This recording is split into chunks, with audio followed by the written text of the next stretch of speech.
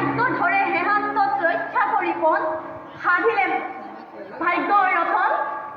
নাভাবিবা কাঢ়ি লৰা সামান্য পুৰুষ আৰ্জিলে যি গৌৰৱৰ দুঃখাধ্য ৰতন নাপালে যি মহাধন বীৰ বংশ ধৰে শামুকৰ গৰ্ভেৰে ওলালে মানে কোনে এৰে ঘিন কৰি তাক কোনে পাৰে চায়ে থকা অগ্নিশিখা গণিতা নকৰি ভাবিছো আৰু পিতৃ কৰম হেতু জন্ম সন্তানৰ নতুবা সি অৰ্থহীন সৃষ্টিৰ ভাওনা পিতৃ কৰম মোৰ আছিল প্ৰতিজ্ঞা ঘূৰ পণ ৰক্ষা কৰা সাধিলে যি কৰ্ম সেই ৰক্ষা কৰি পণ প্ৰকৃত সন্তান তেওঁ পিতৃ দেৱতাৰ সৃষ্টিৰ বিধিমতে বুলি মানে ভ্ৰমবোৰ আৰু যদি হেনজন স্বামী গুৰু বুলি নামানো সেই কথা নোৱাৰা কৰিব তুমি এই কংকালক নিদিব আনিব আমি জগবলক নহবা অজ্ঞান তুমি কি বোধ তোমাৰ লভিলে যি পিতৃপদ অখাদ্য সাধি ৰাখিলে যি পিতৃনাথ ঘূৰ সংকটত সিজন সামান্য নোহে মোৰ বিচাৰত পিতৃ কৰ্ম পিতৃ ধৰ্ম পিতৃ গুণমান শৰীৰৰ ৰক্ত মাংস মোৰ সেই ধৰ্ম সেই কৰ্ম সেই গুণমান ৰাখিলে যি সিজন সামান্য নোহে মোৰ বিচাৰত আৰাধ্য দেৱতা তেওঁ আজি হন্তে মোৰ শান্ত হোৱা নহবা পূজন শান্ত হম শান্তৰ কাৰণ মই নেদেখো বুলি কি বুলি পূজন বোলো এদেখো জনক ৰাখিলে যি পুণ্যপণ পিতৃ দেৱতাৰ ৰাখিলে ধৰম সেই ধৰ্ম ৰজনৰ ধনী হওক দীন হওক চণ্ডাল যদ্যপি কুৰূপৰ আৰ্হি আৰু অতি অভাজন হয় যদি সেইজন বৰিলো তথাপি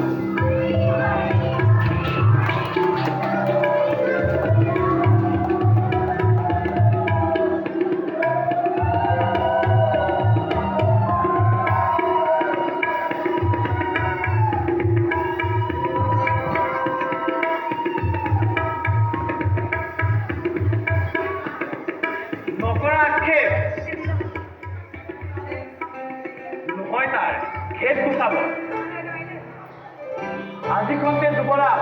সৰুকে বৰ